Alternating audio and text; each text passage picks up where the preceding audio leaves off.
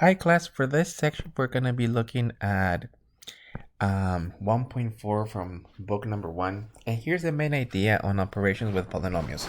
So we're going to do a quick review on operations with polynomials, and well, one of the first topics that we're going to talk about is simplified. Now simplified means that we're given an expression, in this case similar to order operations, and all we have to do is pretty much, well, collect the like terms, and then if we're referring to polynomials, they're going to want us to actually express it in some sort of descending order. So that given expression is equal to the following. Now, as I start looking at the original polynomial, I'm just going to start adding the like terms, and I'm going to look first at the highest degree. So in this case, we're looking at 2x, negative 3x to the second minus 2x to the second. So combining those polynomials, we're going to get, well, the only like terms are for the x squares are x squared, negative 3, and negative 2. So you're going to end up with negative 5x squared. Let me fix that too.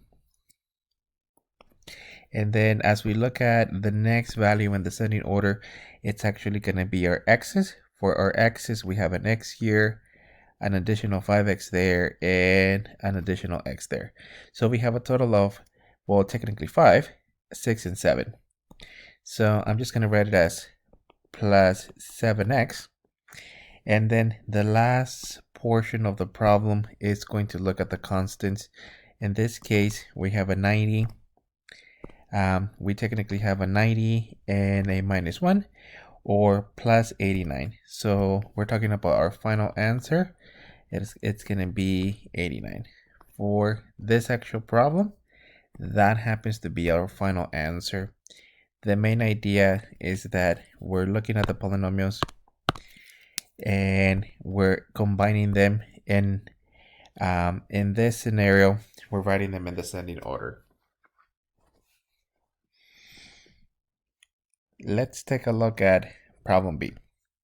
Now, problem B is composed of technically, well, two polynomials, and as we will technically get rid of the parentheses, we're going to have to use a distributive property first. So we have to be a little bit careful on this one.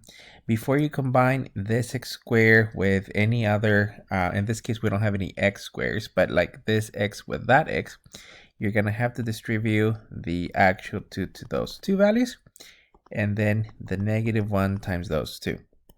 So this expression, as we're actually combining like terms, we're going to end up with a 2x to the second minus a 2x minus 8 from the first one, and then minus x, technically plus 1.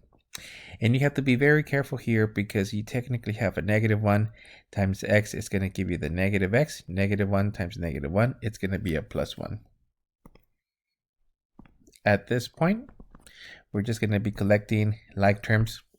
So as we collect like terms, we're looking at a single x squared.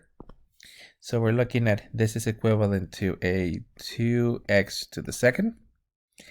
As we look at the actual x's, you have a negative 2x and another x. So both those are negative, so you're going to get a negative, 3x.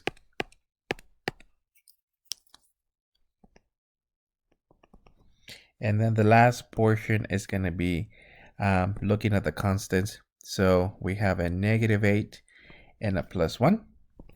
So we're going to end up with a negative 7.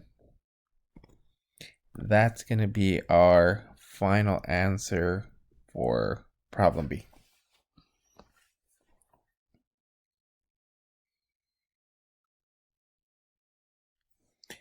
Let's take a look at problem C. And in problem C, we have a minor inconvenience, which is going to be to actually FOIL that polynomial. So the x is going to multiply those two values, and then the negative 3 is going to multiply those two. So let me rewrite the polynomial. Nothing to do with the polynomial that happens to be on the outside of the parentheses, since those are not like terms.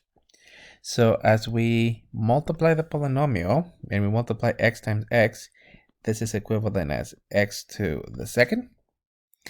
Then x times 4, this will be plus a 4x. Negative 3 times x is going to be negative 3x. Negative 3 times positive 4, it's going to be a negative 12. And then minus the 2x squared and the plus 1. I'm just transferring this portion here to the bottom since we're not ready to combine like terms.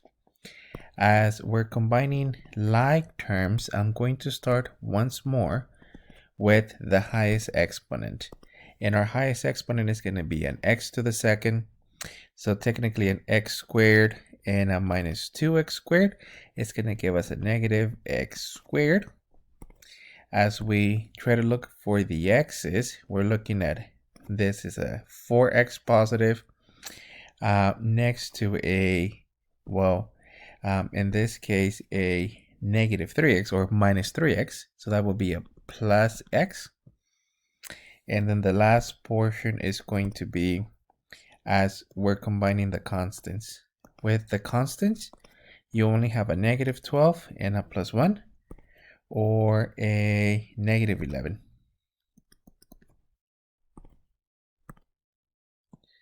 And that's going to be our final answer for problem C. Let me fix this plus sine 4x. Let's take a look at problem D. And problem D is similar to the previous one in the following form. So technically the 2x to the second represents a multiplication of a binomial. So in this case, the part that's similar to the previous problem is that this represents a 2x minus 1 times a 2x minus 1, and then we have a plus 1 on the outside. So we're looking at this one actually being, I'm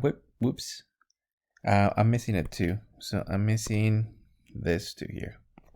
So 2x minus 1 times 2x minus 1, let me fix that parentheses. Okay, so we're actually looking at this being equivalent to a 4x to the second minus a 2x minus another 2x plus a 1. And keep in mind that I'm multiplying the 2x times the 2x minus 1, the negative 1 times those two. So the last value is going to be a plus 1 because we multiply a negative 1 and a negative 1. And don't forget the plus 1 from the outside.